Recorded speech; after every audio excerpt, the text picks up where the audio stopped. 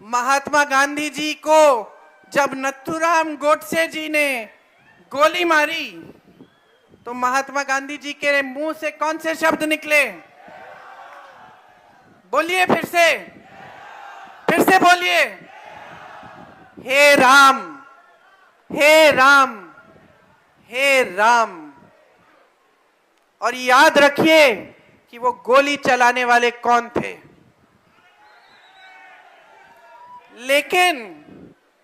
लेकिन असली बात तो ये है भाई और बहनों कि मोदी जी ने खुद पिछले हफ्ते एक इंटरव्यू दिया और उस इंटरव्यू में क्या बोल गए? वाराणसी गए थे अपने संसदीय क्षेत्र में, कभी कभी जाना होता है, कभी कभी। फिक्र मत करिए, वहां भी किसी के गरीब के घर में नहीं गए, वहां भी किसी गांव में नहीं गए। हाँ, फोटो खिंचवाने अच्छी साफ सुथरी जगह में गए हैं जहां बाकी लोग नहीं घुस पाए। साफ सुथरी जगह में इंटरव्यू देने गए। क्या बोला मोदी जी ने? मोदी जी ने ये बहुत अनोखी बात बोली कि अगर मैं हिंदू मुसलमान करता तो मैं प्रधानमंत्री पद के लायक नहीं होता। ये मोदी जी ने बात कही है। आपने तो 2 चुनाव में इसी आधार पर वोट डाल दिया मोदी जी को। अब मोदी जी 10 साल बाद खंडन कर रहे हैं कि भाई ये मेरी विचारधारा ही नहीं है, ये मेरी राजनीति ही नहीं है, ये मेरी नीतियां ही नहीं है। खुद खंडन कर डाला। अरे खुद अपने मुंह से कह डाले कि मैं प्रधानमंत्री बनने के लायक ही नहीं हूं, अपने मुंह से कह डाले। और सुनिए भाई और बहनों, कहानी खत्म नहीं हुई है। अगले दिन मोदी जी प्रचार के लिए निकले। अगले दिन क्या कहते हैं? हिंदू मुसलमान, हिंदू मुसलमान, हिंदू मुसलमान। तो देख लीजिए, मैंने आपसे पूछा कि मोदी जी के मुंह से क्या लफ्ज निकलते हैं, आपने कहा हिंदू मुसलमान। ठीक है, तो इसको मैंने आपको ये बात समझा दी। दूसरी बात क्या निकलती है मोदी जी के मुंह से आजकल? कि सावधान रहिए, ये कांग्रेस पार्टी का जो घोषणा पत्र है ये बहुत खतरनाक है।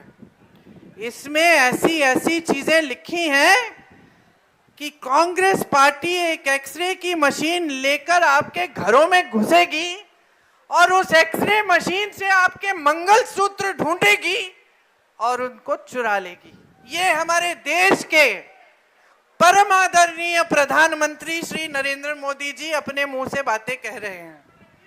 अब मैं आपसे पूछना चाहती हूं कि कोई ऐसी एक्सरे मशीन है जो मंगलसूत्र ढूंढ के निकालती है?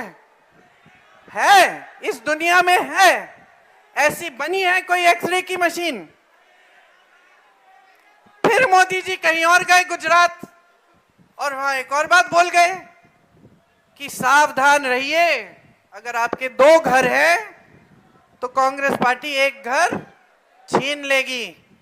अगर आपकी 2 गाड़ियां हैं तो कांग्रेस पार्टी के नेता आकर एक गाड़ी छीन लेंगे। और अगर आपकी 2 भैंसें हैं, किसकी भैंस है? यहां किसी की भैंस है तो पकड़ लो, क्योंकि मैं आ गई हूं। उन्होंने कहा कि अगर किसी की 2 भैंसें हैं तो कांग्रेस पार्टी के नेता आकर एक भैंस चुरा लेंगे। अब बताइए, देश की जनता जूझ रही है, किसान कमा नहीं पा रहा है, नौजवान रोजगार नहीं पा रहा है, महंगाई से मेरी बहन परेशान है, रो रही हैं, गैस का सिलेंडर क्या कुछ नहीं मिल रहा है। और मोदी जी चुनावी मंच पर आकर भैंस, मंगलसूत्र चुराने वाली बातें, हिंदू मुसलमान की बातें कर रहे हैं। ये हमारे देश के प्रधानमंत्री जी हैं जिन्होंने कल बिहार में ऐसा बयान दे डाला कि हम लोगों को, जो उनके विरोधी हैं, हमें शर्म आई कि हमारे देश के प्रधानमंत्री ऐसी बातें कर रहे हैं। क्या बोला? हाँ, ये मैं नहीं बोलूंगी, लेकिन आप जानते हैं कि क्या बोला।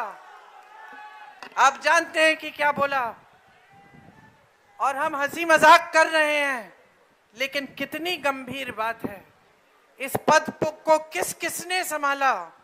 जवाहरलाल नेहरू, इंदिरा गांधी जैसी शहीद, लाल बहादुर शास्त्री, मनमोहन सिंह जी, जिन्होंने इस देश की अर्थव्यवस्था को एकदम पूरी तरह से सक्षम बनाया, राजीव गांधी जी जो इस देश के लिए शहीद हुए।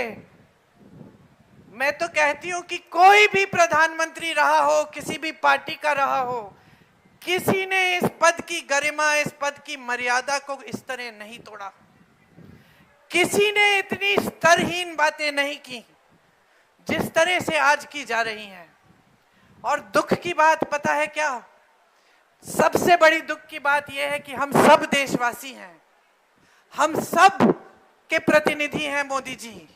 चाहे हम उनको वोट दें ना दें, चाहे हम कांग्रेस के हों, कहीं के हों, मोदी जी हम सब के प्रतिनिधि इसलिए हैं क्योंकि हमारे प्रधानमंत्री हैं। हमारी समाज की एक गरिमा है, हमारे देश की एक बहुत पुरानी परंपरा है, हमारे धर्म ने सिखाई, सभी धर्मों ने सिखाई, जितने भी धर्म हमारे देश में हैं सभी ने सिखाए। एक बोलने का तरीका होता है, एक आंखों की शर्म होती है, लेकिन मोदी जी किसी चीज की परवाह न करते हुए सिर्फ सत्ता के लिए कुछ भी करने को राजी हो गए हैं। और हम सब देशवासी हैं, हम सब देखकर चौंक रहे हैं कि कितना स्तर गिराएंगे, इस पद की कितना स्तर गिराएंगे।